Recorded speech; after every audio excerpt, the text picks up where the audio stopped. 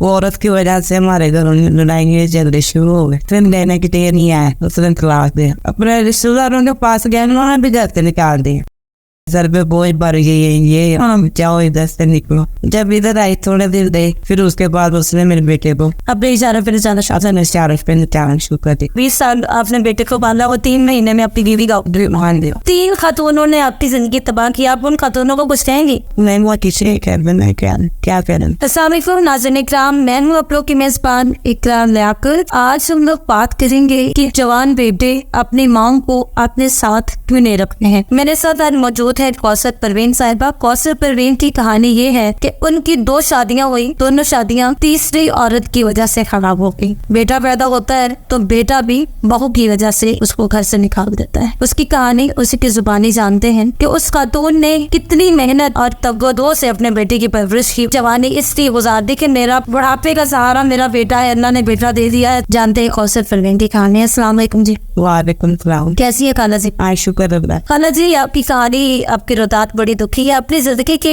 इब्तदाई दिनों के बारे में बताएं। शुरुआत कहाँ से हुई इस जिंदगी की? शुरुआत ऐसे ही है, छोटी सी थी। मेरे अब्बू और अम्मी के औलाद भी हो गई। फिर अम्मी के पास रही, अम्मी ने शादी कर दी। हमारे वो रिश्तेदार देखे, जिसने रिश्ता लिया ना, उनकी बड़ी बाबू बहन बनी, उसने लिया रिश्ता। शादी हो, कराची शिफ्ट हो, मियाँ कश्मीर कराची शिफ्ट हो गए। अच्छी जिंदगी गुजरती रही है। एयरपोर्ट पे कराची का काम करते 10-12 साल बहुत अच्छे गुजरे। बच्चे नहीं थे। फिर उसने दूसरी शादी करते। उसके बाद हमारे घर में लड़ाइयाँ झगड़े होने शुरू हो गए, मार कुटाई। फिर उसने वापस ले गया लाहौर। इससे पहले जो 10-12 साल थे वो कैसे गुजरे? बहुत अच्छे गुजरे, पता ही नहीं चलता था, क्योंकि मैं कहीं ना जाती ना जाने देते थे। चली भी गई हुई 1-2-3 दिन के बाद वापस घर जाए। वो कह रही बहुत अच्छी हम लोग की जिंदगी गुजरी। वो औरत की वजह से हमारे घरों में लड़ाई झगड़े शुरू हो गए। फिर लौट वापस आ गई। फिर लेने के लिए नहीं आए, उसने तलाक दिया। फिर इधर अम्मी के पास रही। मेरी अम्मी रहती थी कभी बहुत मेहनत करती थी। फिर उसके बाद हम लाहौर गए। फिर अम्मी ने मुझे पालने शादी की। जब लाहौर आ रही दोबारा, मैं और माँ बेटी रहती थी। अपने रिश्तेदारों के पास गए, उन्होंने भी घर से निकाल दिया। उन्होंने क्या निकाल दिया? क्यों नहीं? खाना दी। उन्होंने क्या ऐसे हमारे सर पे बोझ बढ़ गई, ये जाओ इधर से निकलो। फिर मेरी बहन बनी तो उसके पास है, उसके पास नहीं 1.5 फिर उसने मेरी शादी करवाई। शादी किससे करवाई? और 10 साल से। वो क्या काम करते थे? वो काम करते थे, ईरानी भी रहते थे। अच्छा, काम करते। हीरावाड़ी में, मतलब हीरावाड़ी में रहते थे या हीरावाड़ी में क्या काम करते थे? ये रखने में काम तो। अच्छा, मतलब लड़कियों से धंधा करवाते? हाँ, फ्रीजर से रखा 4 दिवारी में ना किसी का जाना। हाँ, 3-4 साल गुजरे हम लोग तो बहुत अच्छे गुजरे। अल्लाह ने फिर बेटा चाहिए, बेटा दिया।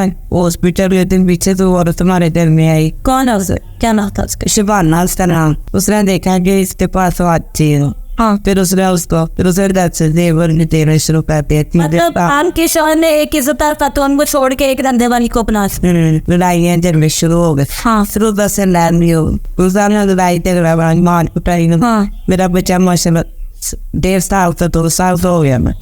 फिर मैं लाइक हो गई। फिर मैंने कहा मेरी शादी नहीं कर।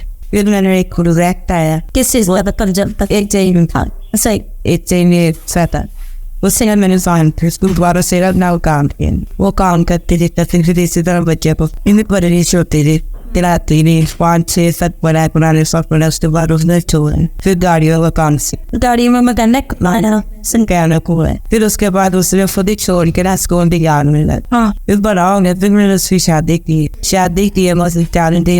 उसके बाद उसकी बीवी को सब बने। उसने शादी को से की थी? आपने करवाई थी? नहीं, मैंने करवाई। रिश्तेदार करवाई। हाँ, वो लड़की बहुत तेज थी। रिश्तेदार पहले कहते थे डर नहीं करना, ये ऐसे है। तो मैंने मैंने कहा इसका बाप भी नहीं, दादी ने पाला इसको। हाँ, तो सही हो गया। रिश्तेदार तो मैं सोचती थी पता नहीं रिश्तेदार वैसे ज्यादा सोते हैं, इसलिए मैंने कर दी। जब 3 बच्चे के सर पे अवसर टांगे। सही। जब इधर आई थोड़े दिन रही, फिर उसके बाद उसने मेरे बेटे को अपने इशारे पे निचाना शुरू कर दी। आगे से मेरे साथ बदतमीजी नहीं की उसने। हाँ, ना कुछ किया। वो लड़की ने की। सही। लड़की ने जो बार की, फिर वो अलग हो गए। फिर कहते हम लोग नहीं रहना चाहते। शादी के कितने अरसे बाद वो आप लोगों के साथ रहे? शादी के बाद 3-4 महीने के बाद। मतलब 3-4 महीनों में जो आपका वो 20 साल आपने बेटे को पाला, वो 3 महीने में अपनी बीवी का मान दिया। फिर उसके बाद चले गए। वो अपने ससुराल में रहता रहा। 5-6 महीने रहा, फिर मैंने उसको बेटा दिया।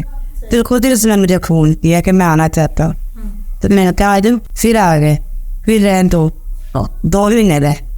मैं अभी भी दोनों हाँ 2 महीने रहे। फिर उसकी वही अब तक थी, रात को सुबह को उठना नहीं है, उसने काम पे जाना है, उसने खाना नाश्ता मैंने बनाया, मैं भी काम पे चली जाती थी, वापस आती थी, फिर भी सोई रहे। या आगे से बात की तो आगे से उसने ऐसे मुझे सुना दी। हाँ सुना दी। फिर इस वजह से उन्होंने कहा भी दादा होना चाहते हैं।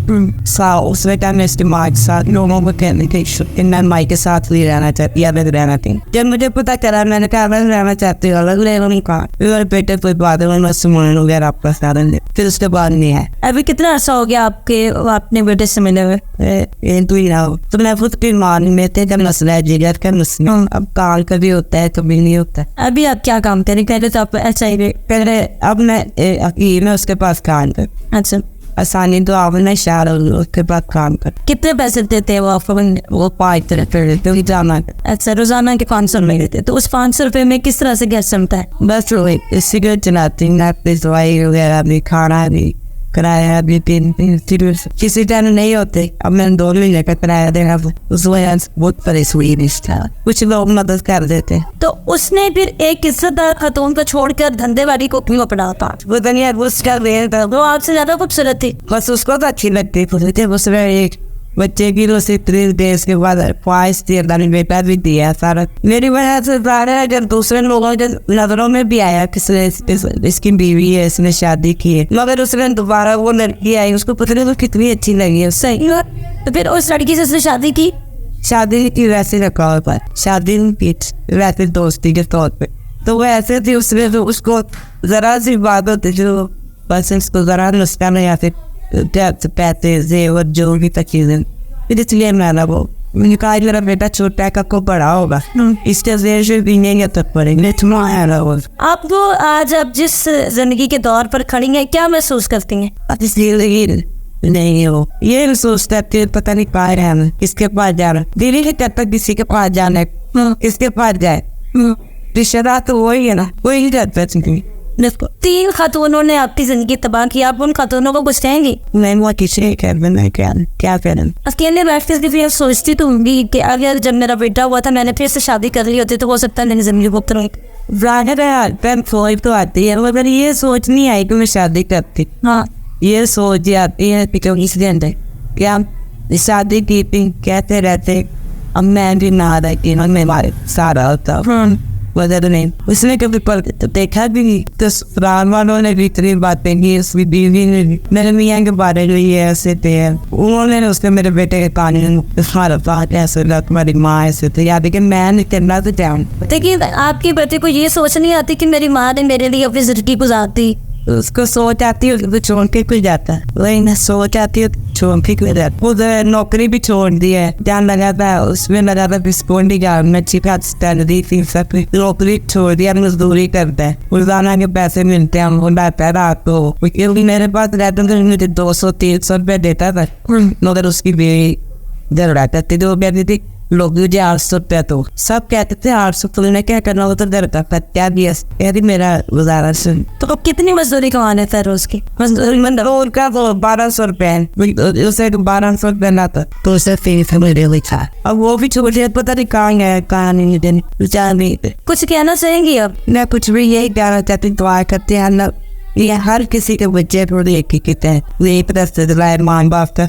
जी नाज़रीन इकराम, 3 औरतें 3 कहानियाँ, ये हमने रिसालों में अक्सर पढ़ा है, अक्सर सुना है कि किस तरह से ख़वातीन आती हैं, दूसरी खातून की ज़िंदगी तबाह करती हैं, फिर दूसरी खातून आती है, तीसरी खातून की ज़िंदगी तबाह करती। इस तरह की बेशुमार कहानियाँ हमारे इर्द गिर्द मौजूद हैं, जिनकी कहानियाँ सुनकर हमारा दिल लर्ज़ जाता है। यही दुआ है कि अल्लाह ताला सबकी औलाद को फरमाबरदार बनाए और उनको वो नेक हिदायत दे कि वो अपने वालिदा का मुकाम समझ सकें, क्योंकि माँ के कदमों तले जन्नत है। आप लोग कहाँ दुआएं मांगते हो, कहाँ पीरों के दरबारों पर जाते हो? असल पीर जी हैं, इनकी दुआ लो तो जिंदगियां समझ जाएंगी। इनको दुदकार कर, इनको लात तान करके लोगों से जाकर दुआएं करवाते हो, बाबा जी मेरे हक में दुआ करना, मेरा काम नहीं चलना। और आपके पीर तो आपके घर बैठे हैं, उनसे दुआएं करवाएं, आप लोगों के मुकद्दर के सितारे बदल जाएंगे। आप लोगों को ये कहानी कैसे लगी हमें अपनी आरा से ज़रूर आगाह कीजिएगा। मुझे दें इजाज़त, अल्लाह ने के बाद।